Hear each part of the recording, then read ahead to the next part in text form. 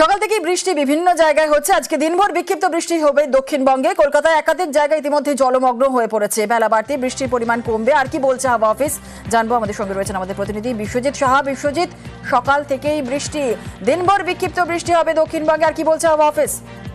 দেখো, যে নিম্নচাপ রয়েছে সেই নিম্নচাপ দক্ষিণ গাঙ্গেয় পশ্চিমবঙ্গ এবং পশ্চিম ভাগে এটি অবস্থান করছে এবং ঝাড়খণ্ডের দিকে সরে যাবে। আজকের পর আবহাওয়ার উন্নতি হবে, আগামীকাল থেকে আবহাওয়ার উন্নতি হবে। তবে আজও সকালবেলা থেকে বিক্ষিপ্ত বৃষ্টি রয়েছে। ইতিমধ্যেই কলকাতা সহ 5 জেলার জন্য বৃষ্টির সতর্কতা জারি করেছে আলিপুর আবহাওয়া দপ্তর। কলকাতা, হাওড়া, 2 চব্বিশ পরগনা এবং পূর্ব মেদিনীপুর জেলাতে আগামী 2 থেকে 3 ঘন্টায় বজ্রবিদ্যুৎ সহ হালকা থেকে মাঝারি বৃষ্টির পূর্বাভাস বা সতর্কতা জারি করেছে আলিপুর আবহাওয়া দপ্তর। এছাড়াও বিক্ষিপ্তভাবে পশ্চিমের জেলাগুলিতে বৃষ্টি বেশি হওয়ার সম্ভাবনা রয়েছে এবং উপকূল ও